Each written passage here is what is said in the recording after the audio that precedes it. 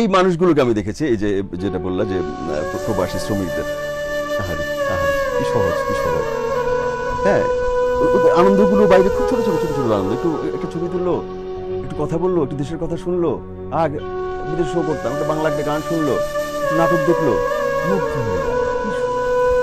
এই লোকগুলো সবচেয়ে বেশি বঞ্চিত। যখন যায় ধাক্কা দিয়ে ফেলে দেয়, একটা পূরণ করতে পারে না, ফর্ম ফিল আপ করতে পারে না, এয়ারপোর্টে একটা লোক নাই এগিয়ে দেবার, ডেস্ক আছে, ডেস্কে কোনো লোক নাই। আসার সময় ওর লাগেজটাই, ওর যে সুটকেস নিয়ে আসে বেচারা, সারা বছর ধরে কেনাকাটা করে বাবার জন্য, মার জন্য, সন্তানের জন্য, সবচেয়ে ধাক্কা দিয়ে ফেলে ওটা। কি আছে ভেতরে যায় না, ভেঙে চলে যায়। এবং এত অবহেলার দৃষ্টিতে তাকায়।